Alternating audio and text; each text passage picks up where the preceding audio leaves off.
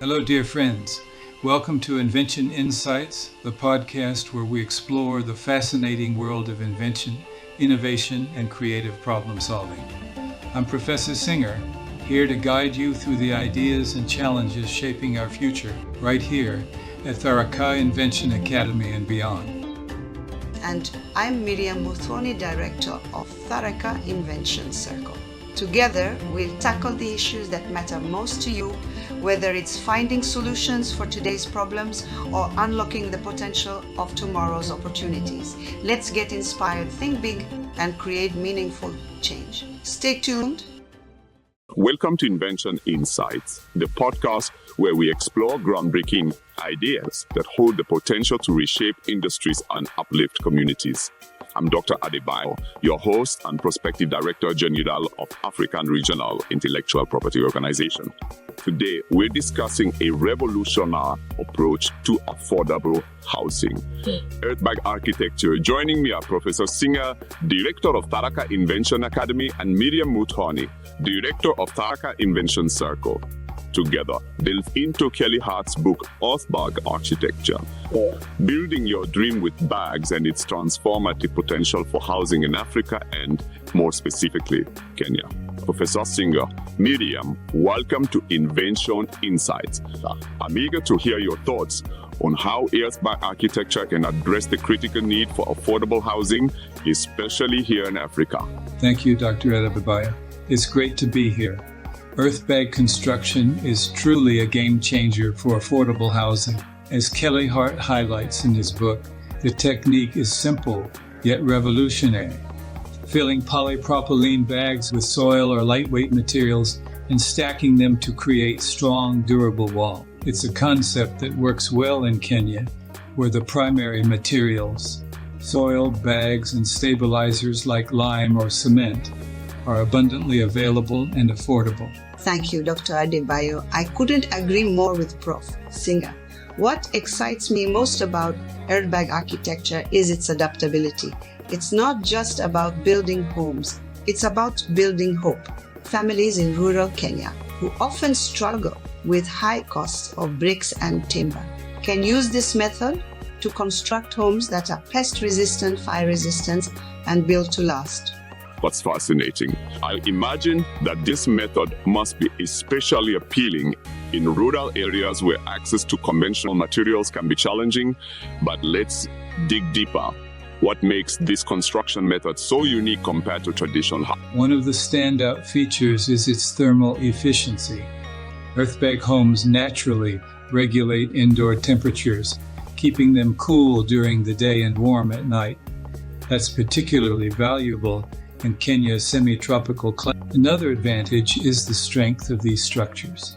With proper reinforcement, earthbag walls can withstand natural disasters like earthquakes and floods, something many traditional houses in rural areas can't do. And don't forget the cost savings. A typical earthbag home can cost half or even less than a conventional house built with bricks and mortar.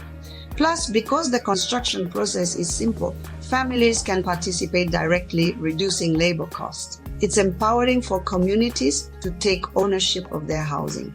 That's remarkable. But what about adoption? Are there barriers preventing this method from being widely implemented in Kenya and other African countries? One of the main barriers is perception. People often associate affordable housing with poor quality, but Earthbag architecture is anything but. It's strong, durable, and aesthetically versatile. Demonstration projects such as building model homes could help change this perception. Another hurdle is navigating building codes. While rural areas have more flexibility, urban areas might require adjustments to existing regulations to accommodate this method. Absolutely, and education plays a crucial role. We need to train builders, architects, and even policymakers on the benefits and techniques of earthbag construction. Partnerships with local governments, NGOs, and community groups could accelerate its adoption. It sounds like a multi-stakeholder approach is essential. Now, let's contrast this with the drawbacks of conventional housing. What are the environmental and economic challenges posed by traditional methods? Traditional construction methods rely heavily on materials like cement, bricks, and timber, which are resource-intensive and contribute significantly to carbon emissions. For example, cement production alone accounts for about 8% of global CO2 emissions. In addition, timber is often vulnerable to termites, especially in Kenya, where they can destroy a structure in just a few years. It was Iranian-born architect Nader Khalili who popularized the notion of building permanent structures with bags filled with earthen materials. Khalili came up with a further refinement on this building concept on Earth. For a permanent shock-resistant structure, why not place strands of barbed wire between the courses of bags, thus unifying the shell into a more monolithic? In the meantime, Nader Khalili was continuing the promotion of his superadobe technique and eventually decided to patent the idea, which he obtained in the United States. In 1999, using very general terms that cover using bags made of any material being filled with virtually any material, and combining these with barbed wire between the course's structure. It didn't take much research to discover that his patent could easily be disqualified because he had been publicizing his techniques through various media for at least 4 years before he even applied for his patent. Patent law clearly states that such publicity occurring prior to 1 year before the patent application would disqualify it for consideration, which means anybody can now use his invention without any penalties or costs. And let's not forget affordability. The rising cost of conventional materials put housing out of reach for many families.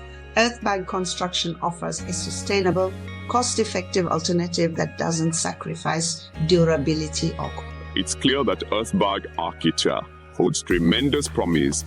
Before we wrap up, let's talk about the future. What steps would you recommend for scaling this solution to benefit more communities?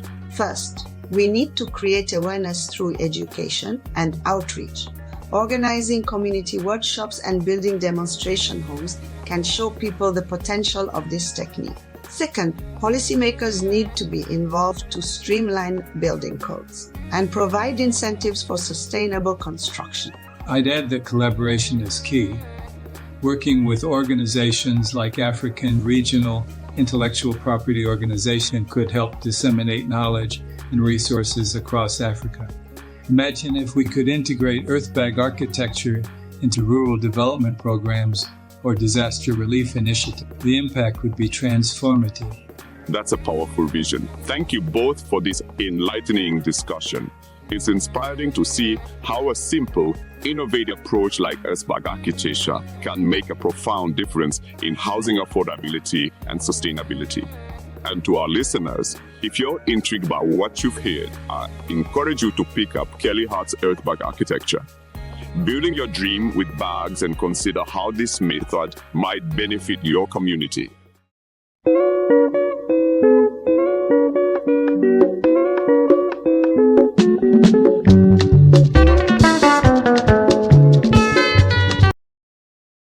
Hello, dear friends.